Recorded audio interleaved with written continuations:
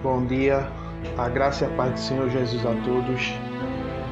O tema tratado de hoje será Deus já preparou o povo para o futuro. Texto base encontra-se no livro de Juízes, capítulo 1, versículos 21 ao 26, que diz: Porém, os filhos de Benjamim não expulsaram os jebuseus que habitavam em Jerusalém. Antes, os jebuseus habitavam com os filhos de Benjamim em Jerusalém até o dia de hoje. Subiu também a casa de José contra Betel, e o Senhor era com eles. A casa de José enviou homens a espiar Betel, cujo nome dantes era Luz. Vendo os espias um homem que saía da cidade, lhe disseram: Mostra-nos a entrada da cidade, e usaremos de misericórdia para contigo. Mostrando-lhes ele a entrada da cidade, feriram a fio de espada. Porém aquele homem e toda a sua família deixaram ir. Então se foi ele à terra dos heteus e edificou uma cidade. Lhe chamou Luz. Este é o seu nome até o dia de hoje.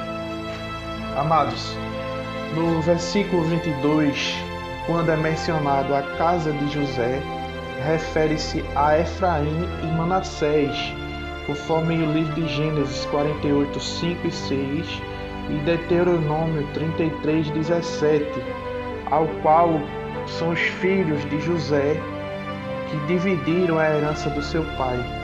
Betel significa casa de Deus. Era um local que possuía uma honrada história, começando com o primeiro sacrifício de Abraão a Deus e a revelação de Deus a Jacó no mesmo local. Josué tomou essa cidade, conforme Josué 12, versículo 16.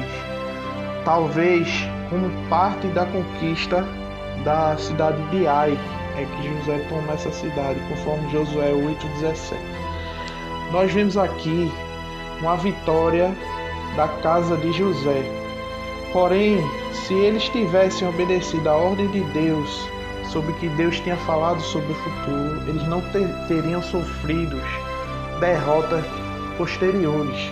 Ou seja, lá atrás, quando Moisés chegou às últimas semanas de sua vida, ele parou com o povo de Israel na planície lá da Transjordânia e fez uma série de discursos de despedida que são registrados lá no livro de Deuteronômio.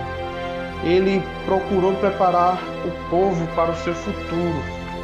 Os israelitas encontraram povos que praticavam idolatria e muitas outras abominações, conforme Deuteronômio 12:31. Deus planejou o castigo daquelas nações séculos antes e agora estaria cumprindo esses planos com a invasão da terra pelos israelitas. Ele avisou seu povo da necessidade de manter separação total dessas nações, conforme Deuteronômio 12:30, que diz: Guarda-te, não te enlaces com imitá-las, após terem sido destruídas diante de ti, e não te indagues acerca dos seus deuses, dizendo: Assim como serviram estas nações aos seus deuses, do mesmo modo também farei eu. Josué, amados, também alerta o povo de Israel antes, conforme Josué 24:20, que diz: Se deixares o Senhor e servis ao deuses estranhos, então se voltará e vos fará mal, e vos consumirá depois de vós ter feito bem. O que significa aqui nesta passagem que nós lemos, logo no texto base, é os jebuseus. Os jebuseus, amados, ele era um povo que habitava em Canaã, nas colinas da região de Jerusalém. Os jebuseus eram descendentes de um dos filhos de Canaã, ou seja, o neto de Noé, conforme Gênesis 10:16 e 1 Crônicas 1:14.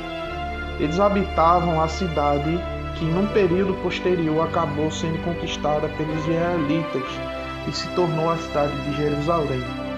Algumas vezes, os jebuseus são citados na Bíblia em conexão com outros povos, como os heteus e os amorreus. Às vezes é difícil identificar os limites dessa conexão. Inclusive, o governante jebuseu Adonisedeque,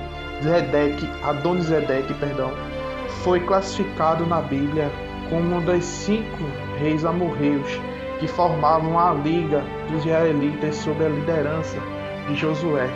Esse rei ele fazia parte daqueles que queriam confrontar a cidade de Israel. Em harmonia a isso, através do profeta Ezequiel, o próprio Deus declarou que a origem da população de Jerusalém procedia da terra dos cananeus, uma mistura entre os heteus e os amorreus, conforme Ezequiel 16, versículo 3 e 45. No sentido geográfico, os jebuseus eram contados entre os cananeus. Amém? Porém, os filhos de Benjamim não expeliram os jebuseus. Este versículo se repete quase com o texto de Josué em 15:63. É certo pelo fato de que em Josué 15 a tribo de Judá é responsável por não expulsar os jebuseus de Jerusalém. Nos versículos 22 ao 36, nós vemos um contraste com os sucessos no sul. Os judeus sofreram derrotas no norte. Inicialmente, eles se apossaram de Betel, que se chamava a cidade de Luz antes, uma importante cidade no território de Efraim, mas avançaram pouco. Depois disso, 6 tribos, Manassés, Efraim, Zebulon e Asser, além de Naftali e Dan, fracassaram também na expulsão dos cananeus de seus territórios. Nos versículos 23 e 25, a luz significa engano ou perversão, mas Jacó mudou o nome do local para Betel, depois de seu encontro com Deus naquele lugar. No versículo 27, diz que nem Manassés expeliu. Neste verso tem o início um grande registro de desobediência que começou com os israelitas quando falharam na expulsão dos cananeus. Esse fracasso resultou em muito pesar dos anos seguintes. Além da tribo de Manassés, de Benjamim, de Efraim, de Zebulon, de Asser, Naftali e Dan, também não fizeram o que Deus tinha ordenado. Todos eles desobedeceram. Os efeitos que isso gerou na vida de Israel foram que as pessoas se voltassem para os deuses cananeus e abandonassem o Senhor.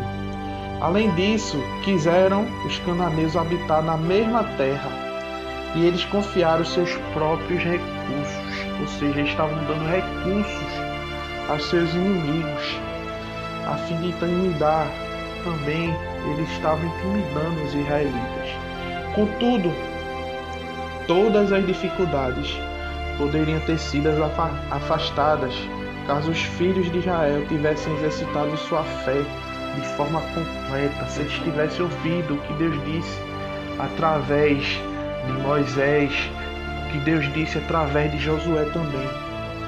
Fica para nós uma reflexão final. Será que em meio às tribulações nós estamos esquecendo das promessas futuras que o Senhor tem feito em nossas vidas? Será que estamos exercendo nossa fé de forma completa? Bom dia a todos. Jesus abençoe e até a nossa próxima devocional, o nosso amado pastor Cleonildo.